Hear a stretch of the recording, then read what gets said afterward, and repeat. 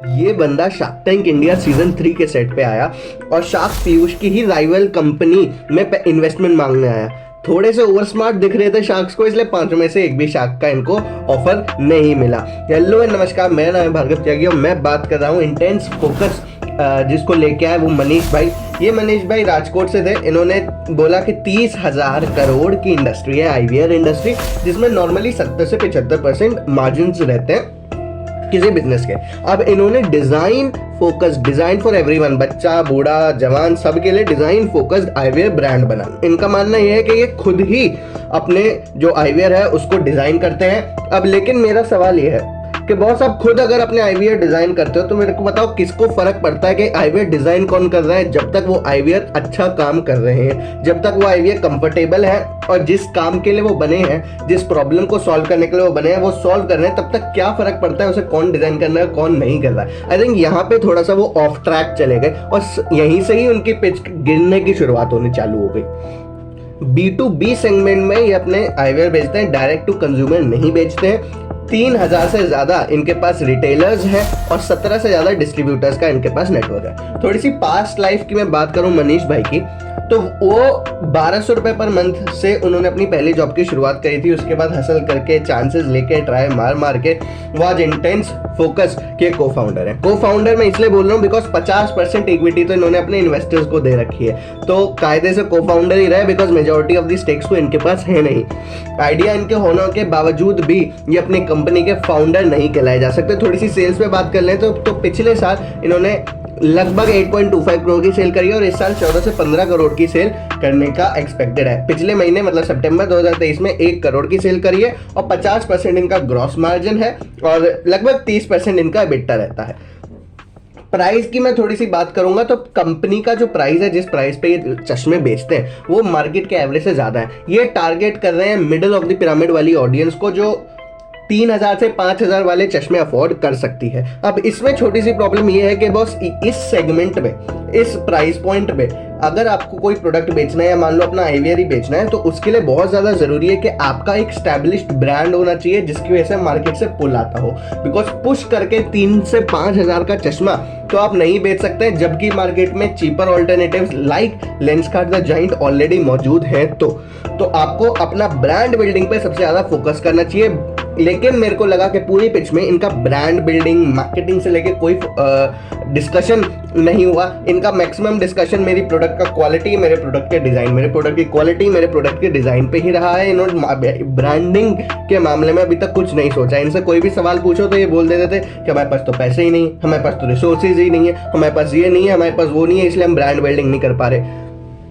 Vision बहुत बड़े हैं बट आई वुड से उसके लिए बहाने भी उतने ही उनके पास तैयार थे कि हम क्यों नहीं कर रहे हैं। करना बहुत कुछ है पर क्यों नहीं कर रहे हैं उसके लिए बहाने भी तैयार है। मैं बहाने इसलिए बोल रहा हूँ क्योंकि मैं जानता हूँ करना उतना आसान नहीं है। मैं मानता हूँ कि जो भी चीज़ें एक्सपेक्ट करी जा रही हैं इनसे, उसमें एक अलग टाइप की स्किल चाहिए। लेकिन जब आप एक एंटरप्रेन्योर हो तो आपका फर्ज बनता है कि आप उस एक्सपेक्टेशन तक हसल करो, उस लेवल तक हसल करो कि आप अपने ये जो फैक्टर्स, जो इन्वेस्टर इनफैक्ट जो मार्केट भी एक्सपेक्ट कर रहा है उसको फुलफिल कर पाओ। बहरहाल मैं आगे बढ़ता हूँ तो इन्होंने बोला कि इनका डिफरेंट जो है वो कंपनी इन्होंने अलग से बना रखी है जो मैन्युफैक्चरिंग करती है। तो यहाँ पे कंपनी स्ट्रक्चर में प्रॉब्लम है। तुम्हारी इंटेंस फोकस वाली कंपनी 50% इन्वेस्टर्स को गई हुई है। अच्छा, वो कंपनी आईवीआर बेचती है लेकिन आईवीआर बनाती है एक दूसरी कंपनी। अब जो कंपनी आईवीआर बना रही है उसमें भी आपका केवल 23% की होल्डिंग है, बाकी की आपने इन्वेस्टर्स को दे रखी है। तो मतलब आपने पैसा इतना उठा लिया है, सेल आ नहीं रही है, कंपनी मॉडल क्या बोलूं मैं, स्ट्रक्चर जो है वो कॉम्प्लिकेट कर दिया है कि इस कंपनी से खरीदना है, उस कंपनी में बेचना है, दोनों कंपनी में हिस्सेदारी है, फलाना ढिमकाना है और उसमें भी किसी में भी मेजॉरिटी स्टेक्स नहीं है। तो बहुत ही रिस्की वेंचर हो जाता है कि एज एन इन्वेस्टर आप किस बलबूते पे, किस बेसिस पे पैसे डालो। इसलिए I think majority of the sharks ने इनमें पैसे डाले भी नहीं। One of the major reason for them was this. इसके अलावा उन्होंने बोला कि जो भी माल बनता है उसका 20% हम इंडिया बनाते हैं, 80% हम जो है वो चाइना से बना के लेके आते हैं। बिकॉज रॉ मटेरियल्स जो है वो चाइना में अवेलेबल है, इंडिया में अवेलेबल नहीं है। लेकिन फिर जैसे पीयूष ने क्लैरिफाई किया कि ऐसी बात नहीं है, इंडिया में भी अगर आप चाहो तो अवेलेबल हो सकते हैं। फिर लेकिन इसलिए मैं बोल रहा था ना कि उनको करना बहुत बड़ा है लेकिन उसके लिए मेहनत नहीं करनी है, उसके लिए बहाने ऑलरेडी तैयार है। चलो कोई बात नहीं, थोड़ा सा आगे बढ़ते हैं। इनका मॉडल्स मैं समझूं तो जैसे कि उन्होंने बताया कि लगभग 3 से 5 महीने का क्रेडिट पीरियड ये अपने सप्लायर्स को देते हैं। 3 से 5 महीने का क्रेडिट पीरियड का मतलब है, और सिर्फ 3 से 5 महीने का केवल क्रेडिट पीरियड ही थोड़ी, क्रेडिट पीरियड तो आगे जब आपने माल बना लिया आगे सप्लायर को देने का वो वाला टाइम है। पीछे से आपका माल भी तो चाइना से आ रहा है, उसका भी तो एक टाइम लगेगा, लीड टाइम जिसको बोलते हैं। तो वो लीड टाइम प्लस आगे आपका सप्लाई का टाइम, दोनों की मैं बात करूं तो लगभग 8-9 महीने का इनका कैपिटल जो है वो ब्लॉक हो जाता है। और किसी बिजनेस में इतना कैपिटल ब्लॉक होने का मतलब है कि यार बिजनेस पे कैश फंडामेंटल्स पे जोर पड़ेगा, और जब कैश पे प्रेशर बढ़ेगा तो कहीं ना कहीं से पैसा लाना पड़ेगा बिजनेस में ताकि वो पूरी साइकिल चलती रहे, उसे ऑयल मिलता रहे। और वो पैसा कौन पे कर रहा है? अल्टीमेटली कस्टमर पे कर रहा है, जिसकी वजह से इनको 3,000-5,000 के अपने चश्मे बेचने पड़ रहे हैं। इसके अलावा इन्होंने बोला कि इनकी जो यूएसपी है वो डिजाइनिंग की है, बट डिजाइनिंग की USP was not so much evident, जैसे कि शार्क नमिता ने बोला कि वो बहुत ज्यादा दिख के नहीं आ रही थी। अब हम लोग तो उस वक्त वहां पे मौजूद थे नहीं, तो हम तो बस उनकी बातचीत पर जितना हमें टीवी पे दिखाया गया उस पर ही रिलाई कर सकते हैं। तो इसमें ही अगर शार्क की बात माने तो डिजाइनिंग जो इन्होंने बोला वो हमारी यूएसपी है, वो बहुत ज्यादा एविडेंट या बहुत ज्यादा क्लियर नहीं थी कि किस सेंस में, बिकॉज डिजाइन वाज मोर और लेस सिमिलर टू अदर्स। एक दो डिफरेंट होगा but that does not come in differentiating point, ठीक है। उसके अलावा इन्होंने बोला कि लगभग 15 से 20,000 यूनिट्स ये जो है वो अपने स्टोर्स के थ्रू बेचते हैं, और लगभग 70 यूनिट जो है एक साल में एक स्टोर से इनके चश्मे का बिकता है। 70 यूनिट एक साल में एक स्टोर से, that's a very low number. जब शार्क ने पूछा कि भैया ये नंबर इतना लो क्यों है, मार्केट्स में आपकी डिमांड क्यों नहीं जनरेट हो पा रही है, कस्टमर्स मांग के क्यों नहीं खरीदे, तो उन्होंने बोला अगेन कि भैया हमारी वहाँ पे डिस्प्ले नहीं है, हमारा ये नहीं है, हमारा वो नहीं है, डिस्प्ले अच्छा नहीं है। तो अगेन वो वही चला गया कि थोड़ी ना एक्सक्यूजेज वाली फेज में जा रहा है, बिकॉज एज अगर आपको सेमी प्रीमियम सब प्रीमियम ब्रांड भी बनाना है तो फिर ये सारी चीज़ें आप नहीं यूज़ कर सकते कि यार हमारा ये नहीं है, हमारा वो नहीं है, इसलिए हमारा माल नहीं बिक पा रहा है। थोड़े से अपने एनालिसिस की तरफ बढ़ूंगा तो फाउंडर की मैं बात करूं तो वो थोड़े से डिफिकल्ट टू डील तो थे, बिकॉज उनका अपना एक ऑब्सेशन था, जैसे कि अजहर ने बोला अपना एक पॉइंट था, उस पॉइंट को लेकर बहुत कन्विक्टेड थे, और किसी का फीडबैक भी लेने को he was taking feedback because he was on the national TV. But एक होता है सुनना, एक होता है सुन के समझ के अप्लाई करना। तो वो सिर्फ मेरे को ऐसा लगा देख के, आई मे बी रॉन्ग, बट मेरे ये ओपिनियन है कि वो बस सुन रहे थे। उसके अलावा वो लर्न करने के लिए, जैसे पीयूष ने पॉइंट आउट किया कि he was also not ready to learn, he was also not flexible enough to accept कि हाँ उसमें भी कुछ गलती हो सकती है और शायद उनको अपना मॉडल दोबारा से रीथिंक करना पड़ेगा। आई थिंक वो उस चीज़ को लेके भी थोड़े एडमेंट थे।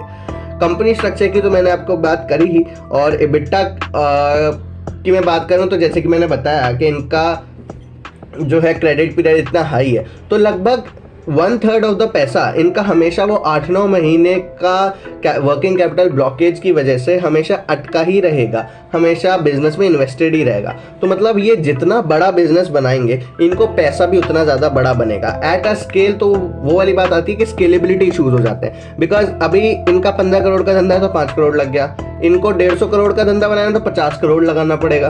तो वो रेवेन्यू तो बढ़ेगा, कंपनी तो बढ़ेगी, बट उसके साथ साथ उसमें लगने वाला पैसा भी बढ़ेगा, जिसकी मतलब ये है कि यार आप ना ही आप उतना तेजी से ग्रो कर सकते हो और ना ही आप उतना न्यूमेरिक वैल्यू की मैं बात करूं तो उस लिमिट से स्केल कर सकते हो, ग्रो कर सकते हो, जिससे शायद बाकी companies with a good business model grow कर सकती है।